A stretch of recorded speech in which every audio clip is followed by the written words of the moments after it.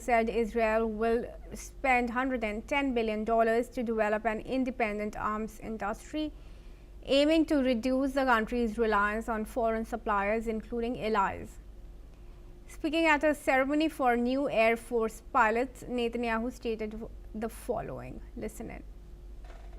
אנחנו נמשיך להצטייד ברכש חיוני ובמקביל נחמש את עצמנו בצורה עצמאית.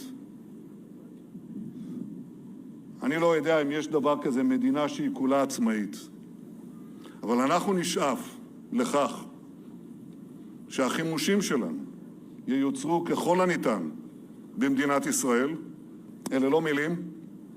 לפני כמה שבועות אני אישרתי, יחד עם שר הביטחון ושר האוצר והצוותים שנמצאים כאן, סך של 350 מיליארד שקל בעשור הקרוב לבנות תעשיית חימוש עצמאית למדינת ישראל. אנחנו רוצים לצמצם את התלות שלנו בכל גורם, גם בידידים. מיטב המוחות בתעשיות הביטחוניות שוקדים על פיתוח אמצעי לחימה שיבטיחו את היתרון של ישראל בשדה הקרב העתידי. He admitted full self-sufficiency may not be possible, but said Israel would strive to produce as much of its weaponry as possible at home. Netanyahu said the strategy is designed to ensure long-term security and strategic independence amid regional instability and global supply uncertainties. I request Shaul Satka, political commentator from Tel Aviv, to join us back in the discussion here. Shaul, do you think this was much needed? Absolutely. One of the critical issues that Israel faced during the 2-year war, in which it really defeated all its enemies around it, was that it was dependent on foreign nations for supplies, particularly the United States. And at various points, when there was a relatively unfriendly elements within the Biden administration who didn't want to see Israel win its war, there were certain restrictions based on the supply of the weapons, and that retarded the process of Israel's victory over Hamas, including a number of bulldozers and so on.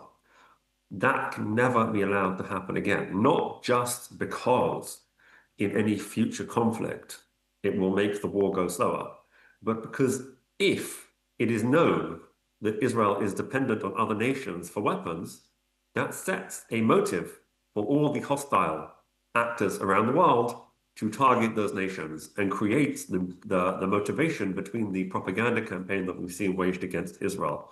I very much look forward to seeing, and we can see as it's happening, the cost of the war to Israel is gradually being paid back.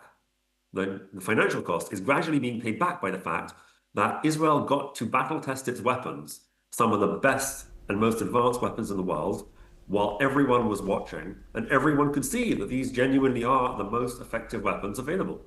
And as a result, as the war has come to an end, there are extraordinary numbers of orders in the tens of billions coming in to buy Israeli weapons. And that will support the Israeli weapons industry to be self-sufficient, and will mean that essentially Israel can provide its own weapons and will no longer need to be dependent on anyone else for them. What is this also signaling about Israel-US ties?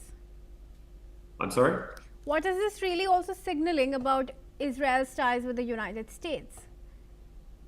It could well be that Netanyahu has noticed the tea leaves in America, and he's noticed that both on the far left of the Democratic Party and the far right of the Republican Party, there are people who want Israel.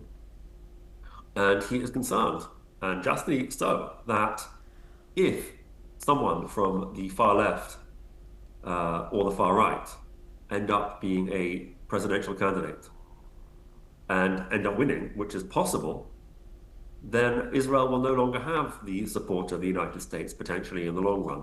It's far more complicated than that, and I think that's a pessimistic view, but nevertheless, it's absolutely critical to plan for pessimistic eventualities in case they occur.